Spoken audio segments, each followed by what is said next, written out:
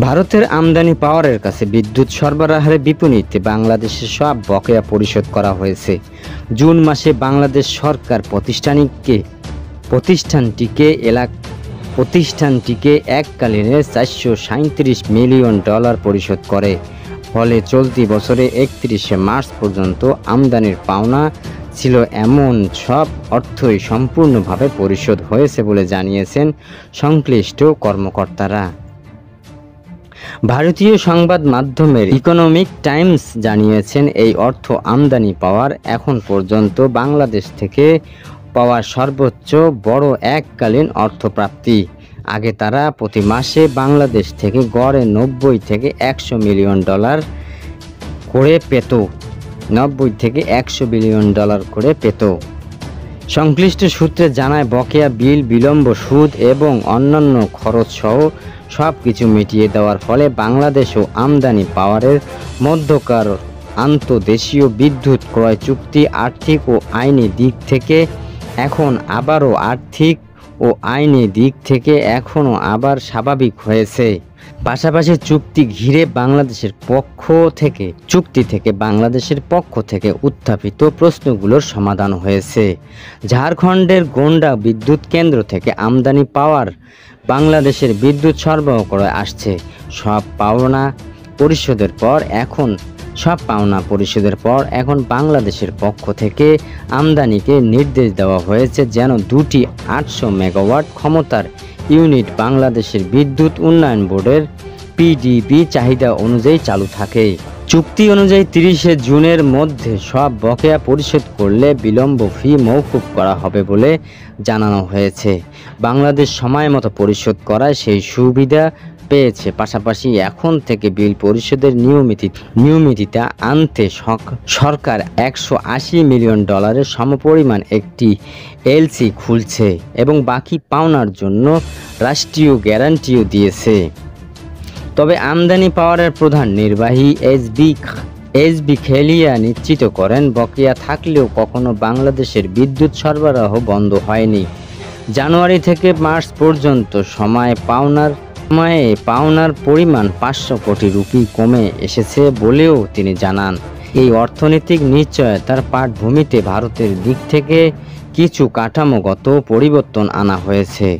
গোন্ডা বিদ্যুৎ প্রকল্প, যা আগে আমদানির একটি সহায়ক প্রতিষ্ঠানের অধীনে ছিল, সেটিকে এখন মূল কোম্পানির সাথে একীভূত করা হয়েছে।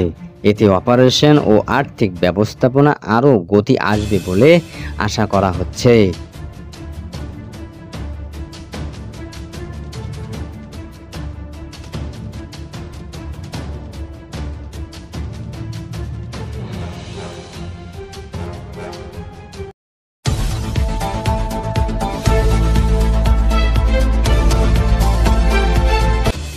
পুলিশের সঙ্গে সংঘর্ষের জের ধরে চট্টগ্রামে পটিয়া থানা ঘেরাও করে বিক্ষোভ করছেন বৈষম্য বিরোধী ছাত্র আন্দোলনের নেতাকর্মীরা।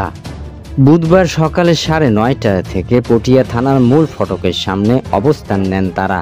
পরে দুপুরে 12:15 থেকে চট্টগ্রাম কক্সবাজার মহাসড়কের ইন্দ্রপোল এলাকার মহাসড়ক অবরোধ করে স্কুল, কলেজ ও মাদ্রাসার শিক্ষার্থীরা। বৈষম্য বিরোধী ছাত্র আন্দোলনের নেতৃকর্মীদের দাবি, নিষিদ্ধ ঘোষিত ছাত্রলীগের এক নেতাকে ধরে পুলিশে দিতে চাইলেও গ্রেপ্তারে অনীহা দেখায় আইনশৃঙ্খলা বাহিনী। পরে বৈষম্য বিরোধী আন্দোলনের নেতাকর্মীদের ওপর 2 দফায় হামলা চালিয়েছে পুলিশ।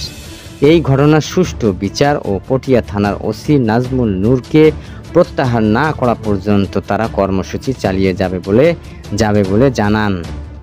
এরপর দুপুর 12টায় দেখা যায় পটিয়া ইন্দ্রপুর সংলগ্ন মডেল মসজিদ এলাকায় মূল সড়কে অবস্থান নেন বিক্ষোভকারীরা। এতে মহাসড়কে যান চলাচল বন্ধ হয়ে যায়। বৈষম্য বিরোধী ছাত্র আন্দোলনের কেন্দ্রীয় সমন্বয়ক খান তালাত মাহমুদ রাফি বলেন, জুলাইয়ের শিক্ষার্থীদের ওপর যেভাবে হামলা হয়েছিল, একই কায়দায় এখনও শিক্ষার্থীদের ওপর হামলা হচ্ছে। প্রত্যক্ষদর্শীদের ভাষ্য অনুযায়ী বৈষম্য বিরোধী ছাত্র আন্দোলনের নেতাকর্মীরা রাঙ্গামাটি জেলা ছাত্রলীগ নেতা দীপঙ্কর তালুকদারকে মারধর করে থানা চত্বরে নিয়ে যান, কিন্তু পুলিশ গ্রেপ্তার করতে অস্বীকৃতি জানায়। তাদের বক্তব্য, ওই যুবকের বিরুদ্ধে থানায় কোনো মামলা নেই এই নিয়ে উত্তেজনার মধ্যে পুলিশের সঙ্গে বাকবিতণ্ডায় জড়ান বৈষম্য বিরোধী ছাত্র আন্দোলনের নেতাকর্মীরা। এক পর্যায়ে তারা আটক যুবককে নিয়ে থানার ভেতরে ঢোকার চেষ্টা করলে পুলিশ বাধা দেয়। এরপর পুলিশের সঙ্গে তাদের ধস্তাধস্তি হাতাহাতি শুরু হয়। এতে বৈষম্য বিরোধীর বেশ কয়েকজন নেতাকর্মী আহত হন।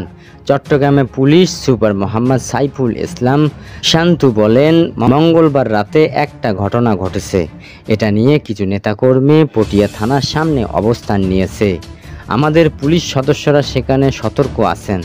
তাদের আলোচনায় আসার জন্য বলা হয়েছে। আশা করি অপ্রীতিকর কিছু হবে না, শান্তিপূর্ণ সমাধান হবে।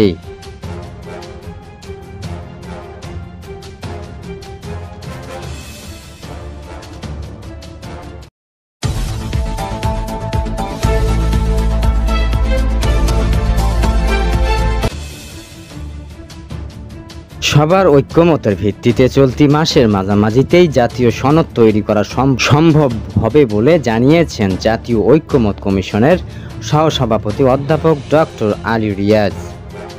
রাজধানীর ফরেন সার্ভিস একাডেমিতে রাজনৈতিক দলগুলোর সঙ্গে দ্বিতীয় দফায় 7ম দিনের সংলাপ শুরুতেই তিনি এই আশাবাদ ব্যক্ত করেন। রাজনৈতিক দলগুলোর উদ্দেশ্যে আলী রিয়াজ বলেন, দলীয় অবস্থার সবার আছে, আনুষ্ঠানিক অনানুষ্ঠানিক যোগাযোগের আশাবাদী আমরা। প্রতিদিন হয়তো অর্জন করছি না, এক জায়গায় পৌঁছতে আশাবাদী আমরা। দেশের মানুষ আমাদের দিকে তাকিয়ে আছে। তিনি বলেন, সংস্কারের ব্যাপারে নতুন প্রত্যাশা করছেন। সংস্কারের ব্যাপারে মানুষ প্রত্যাশা করছে। প্রতিদিন আলোচনা না হলেও আমরা এক জায়গায় পৌঁছতে চাই। দেশের স্বার্থে সংস্কার আলোচনার অগ্রগতি প্রয়োজন উল্লেখ করে ঐক্যমত কমিশনের সহসভাপতি বলেন, আমরা কেউ পূর্বের অবস্থায় ফিরে যেতে চাই না। তাই দেশের স্বার্থে আমরা বিষয়টি বিবেচনা করুন। যে অঙ্গীকার নিয়ে আমরা গত জুলাইয়ের ঐক্যবদ্ধ হয়েছিলাম তার কতটা অর্জিত হয়েছে? আমরা কি শুধু নিজেরই ও দলের স্বার্থ চাইব, নাকি দেশের স্বার্থও দেখব? আমরা আশা করি বেশিরভাগ বিষয়ে রাজনৈতিক দলগুলোকে একমতে নিয়ে আসতে পারব। কমিশন বৈঠকে আলোচনার বিষয় নিয়ে ডক্টর আলী রিয়াজ বলেন, অধিকাংশ দল নীতিগতভাবে দ্বিপাক্ষিক সংসদের পক্ষে, উচ্চ পক্ষ অন্তরে ভোটের ভিত্তিতে আসন গঠনে একমত বেশিরভাগ দল। তবে কিছু দল একমত হয়নি।